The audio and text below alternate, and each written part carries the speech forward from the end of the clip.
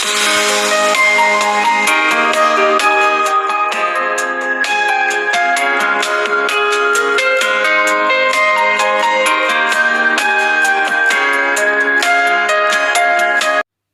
विद्यार्थी मित्रांनो, मी प्राध्यापक दीपक पाटील, विश्वास विद्यानिकेतन ज्युनियर कॉलेज चिखली.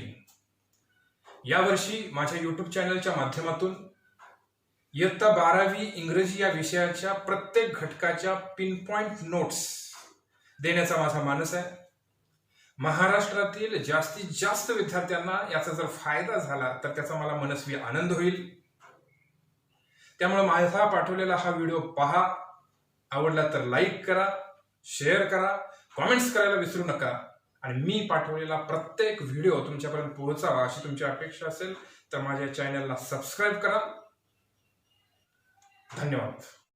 विद्यार्थी मित्रांनो, आज आपण तुमच्या टेक्स्टबुकमधील second prose 1.2 on saying please by A.G. Gardiner याचा पार्ट सेकंड पाहणार आहोत. मी तुम्हाला यापूर्वीच सांगितलेलं होतं की हा पाठ मी सिरीजच्या स्वरूपात तुमच्यासमोर घेऊन येतो आहे, पार्ट फर्स्ट आणि पार्ट सेकंड. ज्या विद्यार्थ्यांनी याचा पार्ट फर्स्ट पाहिलेला नाही त्यांनी माझ्या यूट्यूब चॅनलवरती जाऊन याचा पार्ट फर्स्ट पहिल्यांदा पाहावा, जेणेकरून तुम्हाला हा पार्ट सेकंडचं आकलन होण्यासाठी त्याची चांगली मदत होईल. या व्हिडिओच्या माध्यमातून मी तुमच्यासमोर पार्ट सेकंड मधील कंटेंटचं लाईन बाय लाईन एक्सप्लेनेशन करणार आहे. आता हा पार्ट कुठून सुरू होतो ते बघा. पेज नंबर 16, तुमच्या टेक्स्टबुकमधला पेज नंबर 16 वरती जा आणि तिथं सेकंड पॅसेज आहे बघा. I should like to feature in this connection my friend the polite conductor. हा जो पॅसेज आहे इथपासून आपण शेवटपर्यंत या एसेचं लाईन टू लाईन एक्सप्लेनेशन करणार आहे. याच्या पूर्वीचा जो भाग आहे तो आपण पार्ट फर्स्टमध्ये एक्सप्लेन केलेला आहे, तोही पहा आणि त्यानंतर हा सिरीजमध्ये असणारा पार्ट सेकंडही पहा, जेणेकरून संपूर्ण एसेचं तुम्हाला आकलन होईल आणि मग त्याच्यावरती असणाऱ्या विविध ॲक्टिव्हिटीज सोडवण्यासाठी तुम्हाला चांगलीच मदत होईल. So let start the prose number 1.2 on saying please by A.G. Gardiner. I would like to feature in this connection my friend a polite conductor. Feature या शब्दाचा अर्थ ला महत्त्व देणे असा होतो. या संदर्भामध्ये माझा एक अत्यंत सौजन्यशील कंडक्टर मित्र आहे, पोलाईट कंडक्टर. त्याच्याविषयी सांगायला मला नक्की आवडेल. By this discriminating title I do not intend to suggest a rebuke to conductors generally. म्हणजे रिब्यूकचा अर्थ टीका टिप्पणी करणे. अशा पद्धतीनं डिस्क्रिमिनेटिंग भेदाभेद करून हे जे मी शीर्षक दिलेलं आहे त्याच्या माध्यमातून संपूर्ण कंडक्टरांच्या विषयी टीका टिप्पणी करण्याचा माझा उद्देश नाही. On the contrary, I am disposed to think that there are few classes of men who come through the ordeal of very trying calling better than bus conductors do. Ordeal कष्टदायी अनुभव घेतलेले. डिस्पोज्ड म्हणजे खात्रीनं सांगणे. उलटपक्षी असे काही लोकांचे गट आहेत की जे त्यांच्या कष्टदायी अनुभवातून बस कंडक्टरपेक्षा सुद्धा अधिक चांगल्या प्रकारे कष्टातून गेलेले आहेत. ते तावून सलाखून त्याच्यातून बाहेर पडलेले आहेत. Here and there you will meet an unpleasant specimen who regards the passenger as their natural enemies. Unpleasant म्हणजे खडूस, कटू अशा पद्धतीचे व्यक्तिमत्व स्पेशमन म्हणजे इकडं किंवा तिकडं अशा पद्धतीचे अनेक खडूस कंडक्टर्स बघायला मिळतात. त्यांना असं वाटतं की जणू काय पॅसेंजर हे त्यांचे नैसर्गिक शत्रूच आहेत. As a creatures whose chief purpose on the bus is to cheat him and who can only be kept reasonably honest by a loud voice and an aggressive manner. आणि त्यांच्या बसमध्ये आलेले जे काही पॅसेंजर्स आहेत त्यांचा एकच हेतू असतो, तो म्हणजे कंडक्टरना फसवणं.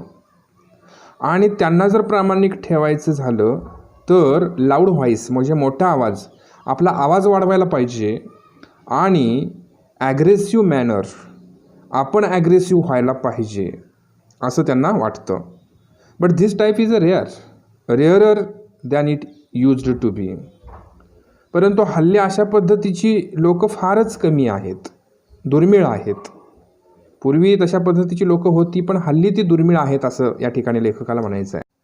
I fancy the public owes much to underground railway company which also runs the buses for insisting on a certain standard of civility in its servants and taking care that the standard is observed. Fancy या शब्दाचा अर्थ या ठिकाणी कल्पना करणे असं होतो. मला अशी कल्पना करायला आवडेल की बसेस चालवणाऱ्या अंडरग्राऊंड रेल्वे कंपन्यांच्याकडून, त्यांच्या कर्मचारी वर्गांच्याकडून विशिष्ट दर्जाची सभ्य आणि सौजन्याची वर्तणूक मिळावी असा सर्वसामान्य जनता आग्रह धरीत आहे आणि तो दर्जा राखला जाईल किंवा याची काळजी घेतली जाईल असं कल्पना करायला मला आवडतं. In doing this, it is not only makes things pleasant for the traveling public, but performs an important social service. आणि असे झालं तर प्रवाशांचा प्रवास सुखद तर होईलच, पण त्याचबरोबर एक मोलाची सामाजिक सेवासुद्धा घडेल.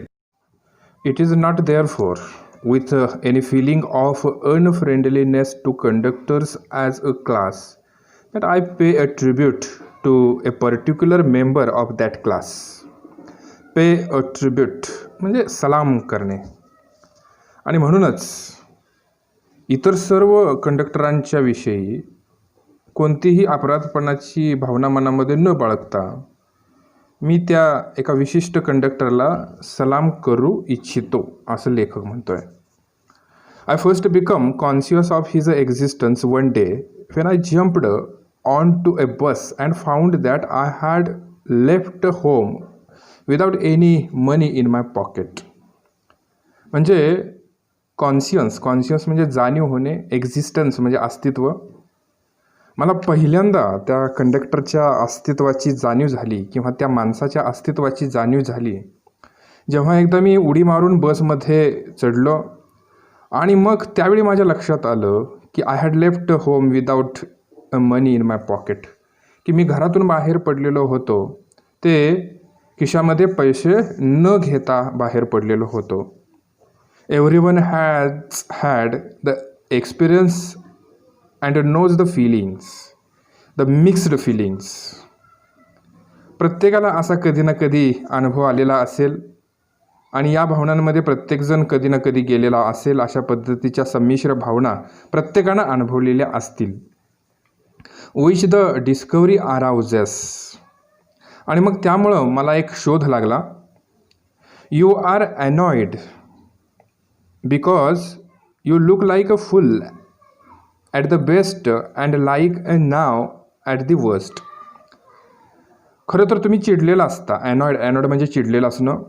तुम्ही चिडलेला असता कारण तुम्ही स्वतःला एक मूर्ख समजू लागता आणि तुम्हाला असं वाटतं की दुसऱ्याला तुम्ही लबाड माणूस म्हणून समोर जाताय.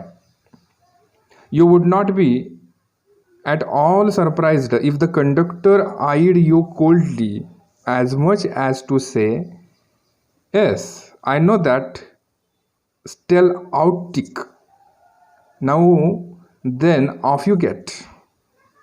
आणि मग जर तुम्हाला कंडक्टरनं थंडपणे असं जर शांत डोळ्यांनी जर म्हटलं, ठीक आहे, ओल्ड ट्रिक म्हणजे जुनी युक्ती, मला ही एक जुनी युक्ती माहिती आहे, त्यामुळं now then off you get, त्यामुळं आता खाली उतरा, असं जर कंडक्टरनं तुम्हाला म्हटलं तर याचं सरप्राईज वाटण्याचं किंवा याचं आश्चर्य वाटण्याचं अजिबात कारण नाही.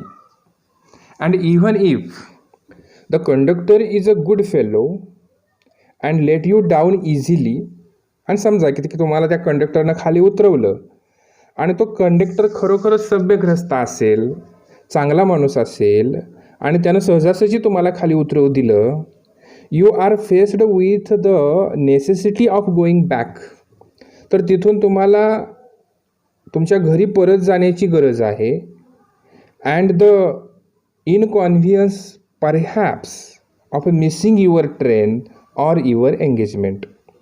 आणि इनकॉन्व्हियन्स म्हणजे गैरसोय.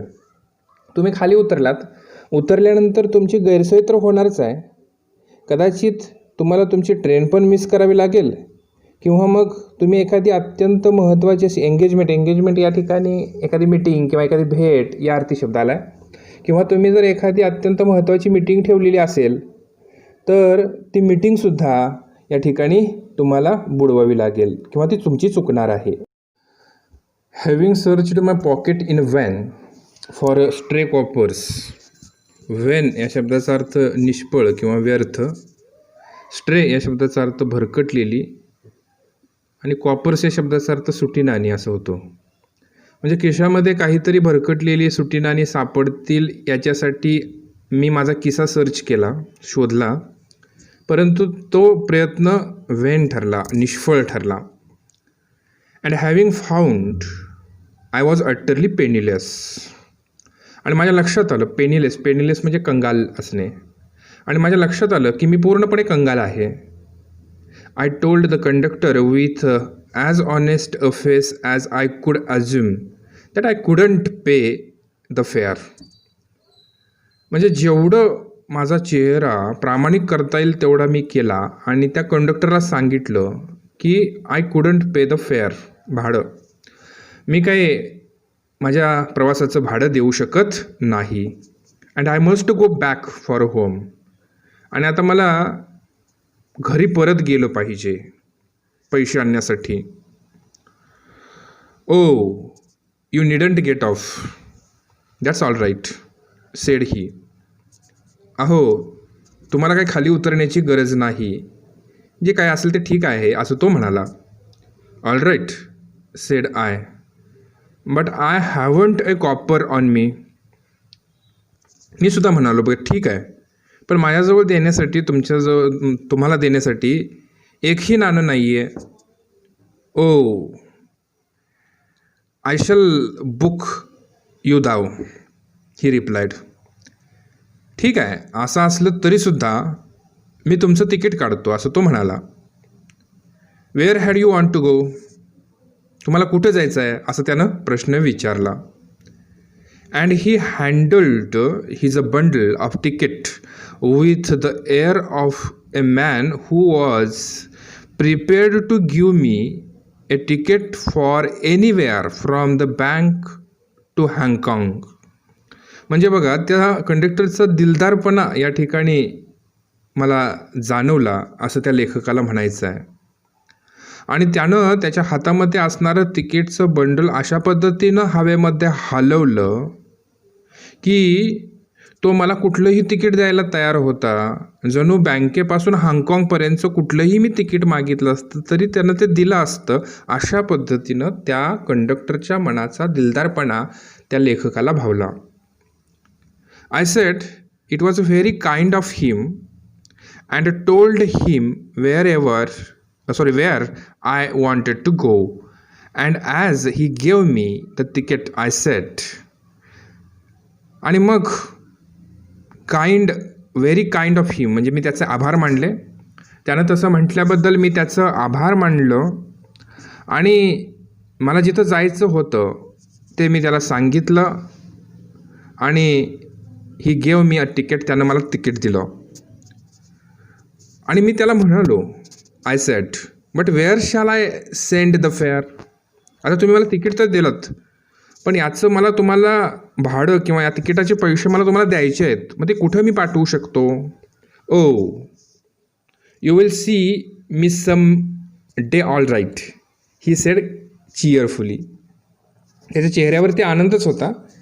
त्या आनंदाच्या भरामध्ये तो म्हणाला, तुम्हाला मी परत कधीतरी भेटेनच की. He turn to go. आणि असं म्हणाला आनंदानं चेहऱ्यानं माझ्याकडे पाहून तो वळला आणि जाण्यासाठी निघाला. And then luckily my fingers are still wandering in the corner of my pocket, lighted on a shilling and the account was squared. आणि तो वळायलाच लागलेला होता. त्यावेळी मी माझ्या खिशामध्ये हात असा चाचपटला आणि त्यावेळी माझ्या खिशामध्ये एक शिलिंग माझ्या हाताला लागलं आणि त्यावेळी द अकाउंट वॉज स्क्वेअर्ड म्हणजे हिशेब चुकता गेला. माझ्याकडे पैसे सापडलेला असल्यामुळं मी त्याच्या हिशेबाचे त्याला पैसे देऊन टाकले आणि माझा जो काही हिशेब होता तो मी त्या ठिकाणी चुकता केला. But the fact did not lesson the glow of a pleasure which so good नेचर्ड and action had given me. म्हणजे जर असं झालं, हे ठीक आहे, मी त्याला मला तिकीट दिलं, त्या तिकिटाचे मी पैसे चुकते केले, पण मी पैसे चुकते केले म्हणून एका चांगल्या कृत्यामुळे माझ्या मनावरती जी प्रसन्नतेची लहर उमटलेली होती, म्हणजे त्याने मला पैसे नसतानाही तिकीट दिलेले होते, ही चांगली त्याची कृती होती, त्यामुळे माझ्या मनावरती एक प्रसन्नता निर्माण झालेली होती, ती जरा देखील कमी झाली नाही असं लेखक या ठिकाणी म्हणतो. A few days after my most sensitive toe was trampled on rather heavily as I sat reading on the top of a bus.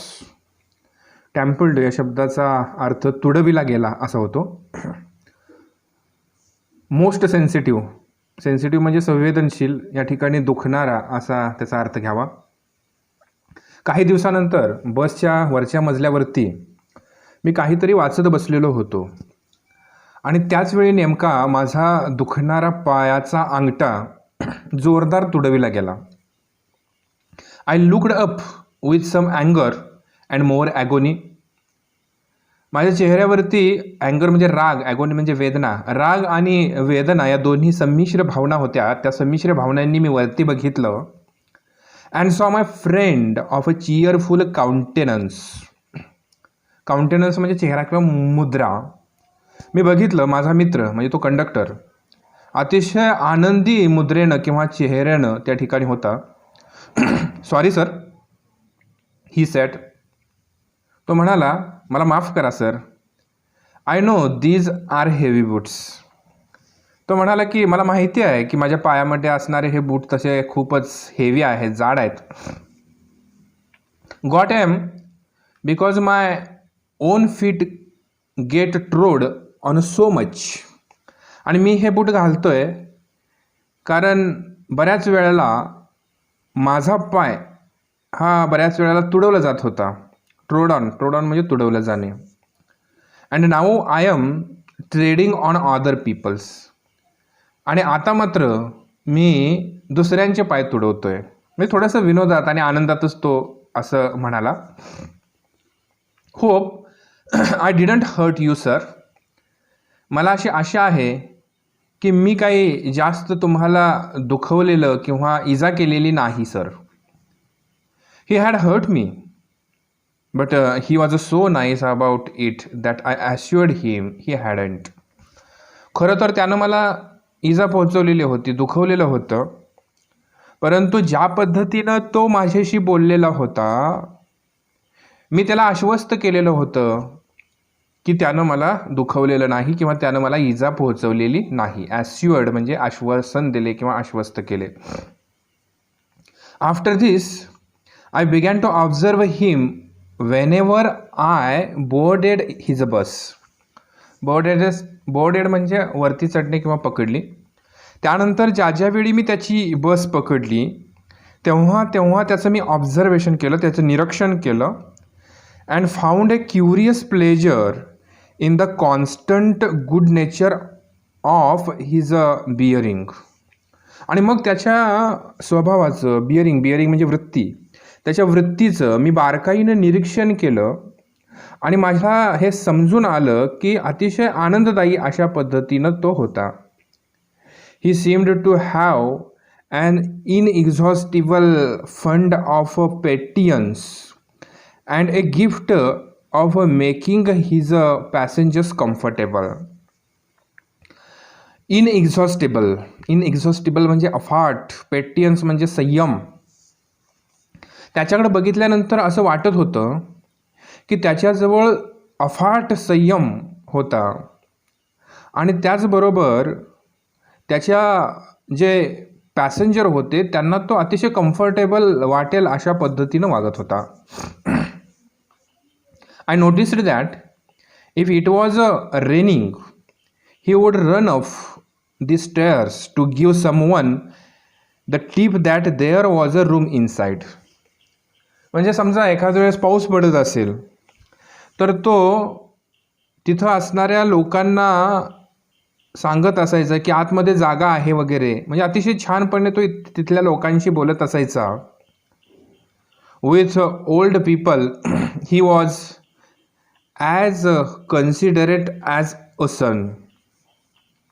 त्याच्या गाडीमध्ये असणारे जे वयोवृद्ध लोक होती ना त्यांच्यासाठी तो एखाद्या मुलासारखा कनवाळू किंवा मायाळू असायचा. कन्सिडरेट म्हणजे कनवाळू किंवा मायाळू. And with children as solicitous as a father. आणि मग तिथं गाडीमध्ये असणारी जी लहान मुलं आहेत ना त्या लहान मुलांच्यासाठी सुद्धा तो एखाद्या वडिलांच्यासारखी काळजी घ्यायचा. सोलिसिटस म्हणजे काळजीवाहू, काळजी घेणारा. He had evidently a particular warm place in his heart for young people. गाडीमध्ये असणाऱ्या तरुण लोकांच्यासाठी सुद्धा त्याच्या हृदयामध्ये खूपच वॉर्म होतं किंवा माया होती, ऊब होती. And always indulged in some merry jest with them. Merry म्हणजे मजा करणे, थट्टा मस्करी करणे. आणि गाडीमध्ये असणाऱ्या सर्व प्रवाशांशी तो अगदी अभूतपूर्व अशा थट्टा मस्करीमध्ये राहत असायचा. If he had a blind man on a board it was not enough to set him down safely on the pavement. समजा त्याच्यासमोर एखादा अंध व्यक्ती आला तर त्या व्यक्तीला तो फुटपाथवरती फक्त सुरक्षितरित्या खाली उतरवतच नव्हता तर he would call to bill in front to wait while he took his cross the road or round the corner or otherwise safely on his way. म्हणजे समोर असलेल्या बिलला तो अशी सूचनाही द्यायचा की हा व्यक्ती जोपर्यंत त्याचा रस्ता क्रॉस करत नाही तोपर्यंत त्यानं त्याच्यावरती लक्ष ठेवावं. म्हणजे त्याच्या गाडीमध्ये असलेल्या सगळ्या पॅसेंजरच्या बाबतीमध्ये त्याच्या मनामध्ये अतिशय अतीव प्रेम होतं आणि प्रत्येकाशी तो अतिशय सौजन्यानं प्रेमानं वागत असायचा. In short I found that he irradiated such an atmosphere of good temper and kindliness that a journey with him was a lesson in natural courtesy and good manners. म्हणजेच बघा या ठिकाणी त्याच्याबरोबर त्याचा जो स्वभाव होता त्या स्वभावामुळं आजूबाजूचं वातावरण एवढं चांगलं होत होतं की त्याच्यासोबत प्रवास करणारा हा स्वाभाविकचं सौजन्य आणि सद्वर्तनाचा धडा त्याला मिळत होता आणि त्यामुळं एक चांगलं वातावरण त्या ठिकाणी त्याच्या गाडीमध्ये तयार होत होतं. What stuck me particularly was the ease with which he got through his work. Stuck me म्हणजे मला भावलं, मनाला स्पर्श करून गेलं. माझ्या मनाला काय स्पर्श करून गेला असेल किंवा सहजपणे भावला असेल ते म्हणजे तो ज्या सहजतेनं त्याचं काम करत होतं ते. If bad manners are infectious so also are good manners. आपण सहजासहजी असं म्हणतो की वाईट मॅनर्स जे आहेत, वागणूक जी आहे ते इन्फेक्शियस म्हणजे पसरतं किंवा प्रादुर्भाव होतो, त्याचा सहजासहजी प्रादुर्भाव होतो. त्याच पद्धतीनं चांगल्या शिष्टाचारांचा सुद्धा सद्वर्तनाचा सुद्धा प्रादुर्भाव होतो. If we encounter incivility most of us are apt to become uncivil. जर आपण असभ्य व्यक्तीच्या सान्निध्यात आलो तर बरेचसेच लोक आपण स्वतःसुद्धा असभ्यपणे वागू लागतात. But it is an unusually uncouth person who can be disagreeable with sunny people. मात्र सनी पीपल म्हणजे आनंदी प्रसन्न असणारे लोक. मात्र ह्या कंडक्टरसारख्या प्रसन्न लोकांच्या सहवासात स्वतःवर परिणाम होऊ न देणारी एखादी व्यक्ती असेल तर ती संस्कारहीनच असेल आणि ती व्यक्ती अपवादानच आढळेल असं या ठिकाणी लेखकाला म्हणायचं आहे. It is with manners as with the weather. म्हणजे शिष्टाचाराचेही हवामानासारखेच असते. Nothing clears up my spirit like a fine day. म्हणजे एखादा छान दिवस माझ्या मनोवृत्तींना सुद्धा उल्हासित करतो. त्या छान दिवसाचा माझ्या मनोवृत्तीवर सुद्धा परिणाम होतो. Said kids and a cheerful person descends on even a gloomiest of us with something of a benediction of a fine day. आणि मग त्याचप्रमाणे एखादी आनंदी व्यक्तीसुद्धा त्याच्या सभोवताली जर एखादी उदासी व्यक्ती असेल तर चांगल्या दिवसाप्रमाणे ती प्रसन्न व्यक्तीसुद्धा त्या उदास व्यक्तीच्या आयुष्यामध्ये एक चांगलं वातावरण निर्माण करू शकते किंवा रुजवू शकते. And so it was always a fine weather on the polite conductor's bus and his own civility of conciliatory address and good humoured bearing.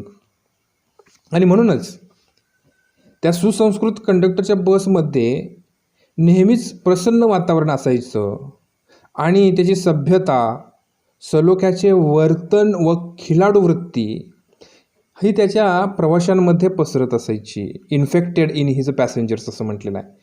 ही त्यांच्या प्रवाशामध्ये पसरत असायची. In lightening their spirits he lightened his own task. खरं तर त्याच्या त्या स्वभावामुळं, त्याच्या मनमुळावर असणाऱ्या त्या हालचालींमुळं तो इतर माणसांची मनं हलकी करत असायचा. परंतु तो इतरांची मनं हलकी करत असताना ते त्याचं कामसुद्धा हलकं होत असायचं किंवा सोपं होत असायचं. Lightened his own task. Task म्हणजे काम. तो त्याचं स्वतःचं कामसुद्धा हलकं करत असायचा.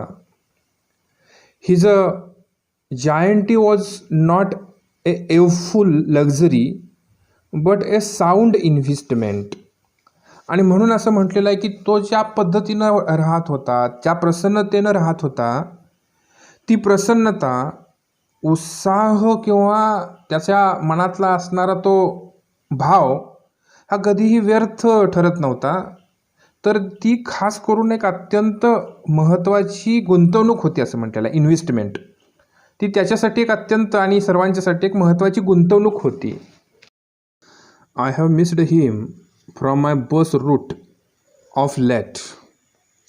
म्हणजे आजकाल माझ्या मार्गावरून मी ज्यावेळी जातो त्यावेळी माझी त्याच्याशी भेट होत नाही. But I hope that only means that he has carried his sunshine on to another road. पण मला नक्कीच खात्री आहे की आपल्या प्रसन्नतेचा प्रकाश तो दुसऱ्या कुठल्या तरी मार्गावरती नक्कीच पसरवत असेल. It cannot be too widely diffused in a rather dark world.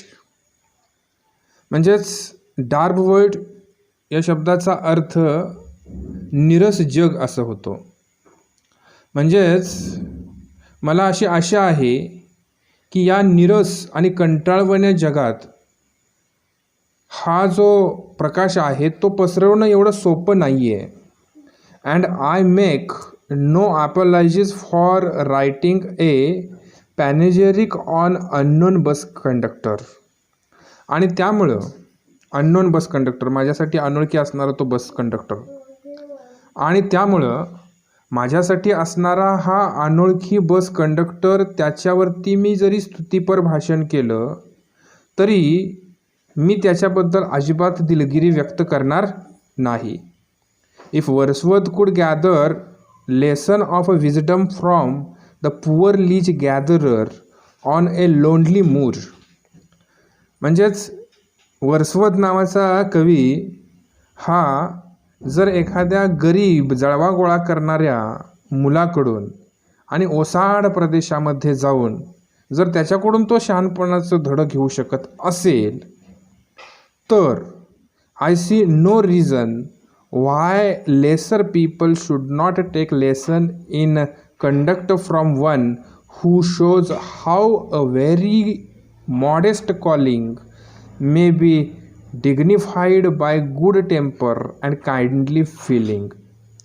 तर मग सुस्वभावी असणारा, दयाळू असणारा असा आणि आपल्या सेवेमधून सर्वसामान्यांना सन्मान कसा आपण देऊ शकतो हे दाखवून देणाऱ्या एखाद्या व्यक्तीकडून जर समाजातील काही लोकांनी जर आचरणाचे धडे घेतले तर त्यात काय हरकत आहे असं या ठिकाणी लेखकाला वाटतं. लेसर पीपल म्हणजे काही लोकांनी. It is a matter of general agreement that the war has had a chilling effect upon those little everyday civilities of behavior that sweeten the general air. दैनंदिन जीवनातल्या वातावरणात आनंदी करणाऱ्या छोट्या छोट्या संस्कृतीवर, शिष्टाचारांवर युद्धांमुळे भयंकर परिणाम झालेले आहेत. ही गोष्ट सर्वमान्य आहे, ती सर्वांना मान्य केलीच पाहिजे. We must get those civilities back if we are to make life kindly and tolerable for each other. परंतु आपल्याला जर परस्परांचे जीवन आनंदी आणि सुसह्य बनवायचे असेल तर हे शिष्टाचार परत आणलेच पाहिजेत. We cannot get them back by invoking the law. म्हणजेच कायद्याचा बडगा दाखवून, इनव्होकिंग द लॉ, कायद्याचा बडगा दाखवून आपण ते परत मिळवू शकत नाही. The policeman is a necessary symbol and the law is a necessary institution for a society that is a still someone what lower than the angels. म्हणजेच अजून तेवढा सुसंस्कृत नसलेल्या समाजासाठी पोलीस हा एक गरजेचा घटक बनलेला आहे आणि कायदा ही एक अत्यंत आवश्यक संस्था बनलेली आहे. म्हणजे लोकांना पोलीस आणि कायदा या दोन गोष्टी आपलं आयुष्य सुसह्य बनवण्यासाठी योग्य आहेत असं वाटतं. But law can only protect us against material attack. परंतु एखादा कायदा केवळ शारीरिक हल्ल्यापासूनच आपलं संरक्षण करू शकतो. Nor will the liftman's way of meeting moral affront by physical violence help us to restore the civilities. म्हणजेच त्याचप्रमाणे लिफ्टमॅनने नैतिक अपमानाला उत्तर देण्यासाठी अवलंबलेली शारीरिक हिंसाचाराची पद्धती आपल्याला शिष्टाचार प्रस्थापित करण्यासाठी मदत करू शकत नाही. I suggest to him that he would have had a more subtle and effective revenge if he had treated the gentleman who would not say please with elaborate politeness. म्हणजेच त्याने कृपया न म्हणणाऱ्या त्या सद्ग्रहस्थाशी अतिविनयशील पद्धतीने वर्तन केले असते तर तो अधिक मार्मिक आणि परिणामकारक पद्धतीने बदला घेऊ शकला असता, असे त्याला मला सुचवावीशी वाटते असे या ठिकाणी लेखक म्हणतो. He would have had the victory not only over the boor but over himself and that is the victory that counts.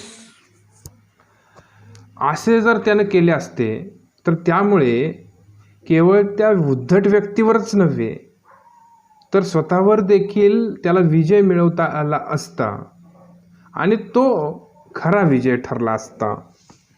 The polite man may lose the material advantage but he always has the spiritual Victory. तो जो सभ्य माणूस होता तो कदाचित भौतिक फायदा गमावत असेल परंतु त्याचा आध्यात्मिक नैतिक हा नेहमी विजय होत असतो. I comment to the liftman a story of Chesterfield. लेखक असं म्हणतो की त्या लिफ्टमॅनला मला चेस्टरफील्डची कथा सांगायला आवडेल. In his times the London streets were without the pavements of today. चेस्टरफील्डच्या कालखंडामध्ये आज जसे लंडनमध्ये रस्त्याच्या शेजारी फुटपाथ आहेत त्या पद्धतीनं त्यावेळी फुटपाथ नव्हते. And the man who took the wall had the driest footing. आणि मग रस्त्याच्या शेजारून चालत असताना जी व्यक्ती रस्त्याच्या बाजूला असणाऱ्या भिंतीच्या बाजूने चालत असायची त्या व्यक्तीला कोरडा रस्ता चालण्यासाठी मिळत असायचा. I never give the wall to the scoundrel said the man who met Chesterfield one day in the street. Chesterfield एकदा असं रस्त्यानं चालत होता त्यावेळी त्याच्या समोरून एक व्यक्ती आला आणि तो त्याला असं म्हणाला की I never give the wall to the scoundrel. Scoundrel म्हणजे बदमाश. म्हणजे बदमाश व्यक्तींना मी भिंतीकडचा कोरडा रस्ता कधीच देत नाही असं ती व्यक्ती चेस्टरफील्डला म्हणाली. I always do said Chesterfield. चेस्टरफील्डनं मात्र त्याच्याबरोबर वाद घालत बसला नाही. तो मात्र म्हणाला की आय ऑलवेज डू, मी नेहमी देतो. म्हणजेच रस्त्याच्या बाजूला असणाऱ्या त्या भिंतीकडची कोरडी रस्ता मी नेहमीच बदमाश किंवा मूर्ख व्यक्तींना देतो असं ज्यावेळी चेस्टरफील्ड म्हणाला याचा अर्थ मी तुझ्यासाठी ती रस्ता सोडतोय म्हणजेच तू मूर्ख आहेस असं त्याला सांगितल्यासारखं आहे. मग त्या कोरड्या रस्त्यावरून चालण्यासाठी त्या दोघांच्या मध्ये होणारा जो वाद होता तो वाद त्या ठिकाणी लगेचच निवळलेला आपल्याला बघायला मिळाला. Stepping with the bow in to the road. I hope the liftman will agree that his revenge was much more sweet than if he had flung the fellow in to the mud. म्हणजेच जर ही कथा मी त्या लिफ्टमनला सांगितली तर liftman या कथेशी सहमत होईल. चेस्टरफील्डने घेतलेला त्याचा जो बदला होता तो जर चेस्टरफील्डने त्या व्यक्तीला चिखलामध्ये फेकून दिला असतं तर त्याला जेवढं दुःख झालं असतं त्याच्यापेक्षा जास्त दुःख त्यानं जे वाक्य बोललं आय ऑलवेज डू या वाक्यानं त्याला झालेलं होतं. आणि त्यामुळं चेस्टरफील्डनं वापरलेली ही क्लुप्ती किंवा हे वापरलेलं डोकं हे अत्यंत योग्य होतं हे त्या लिफ्टमनला सुद्धा पटेल. आणि त्यामुळं प्लीज हा शब्द न वापरल्याबद्दल त्या कस्टमरला लिफ्टमननं लिफ्टच्या बाहेर फेकून दिलेलं होतं ही त्याची कृती अयोग्य होती हे त्याला देखील समजेल असं या ठिकाणी अल्फ्रेड जॉर्ज गार्डिनर कथेच्या शेवटी सांगत असताना आपल्याला बघायला मिळतं. म्हणजे या पद्धतीनं या ठिकाणी गुड मॅनर्स आणि बॅड मॅनर्स याच्यामधला फरक आणि गुड मॅनर्स असणारी व्यक्ती आपल्या सभोवताली कसं चांगलं वातावरण निर्माण करते आणि त्याचबरोबर बॅड मॅनर्स असणारी व्यक्ती आपल्या सभोवतालच्या वातावरणाला कुलुषित कशा पद्धतीनं करते हे या इन्सिडंट्सच्या किंवा या पाठामध्ये सांगितलेल्या विविध घटनांच्या माध्यमातून लेखकांना आपल्याला सांगितलेलं पाहायला मिळतं. Prose number 1.2 on saying please by A.G. Gardiner हा या ठिकाणी समाप्त झालेला आहे. विद्यार्थ्यांनी वारंवार हे दोन्हीही सिरीजमध्ये असणारे पार्ट फर्स्ट आणि पार्ट सेकंडचे व्हिडिओ पाहावेत. पुस्तकामध्ये सदरचा पाठ किंवा सदरचा एसे वारंवार त्याचं वाचन करावं आणि या एसेखाली दिलेल्या ब्रेन स्टॉर्मिंगच्या ॲक्टिव्हिटी आपल्या वहीमध्ये सोडवाव्यात. धन्यवाद.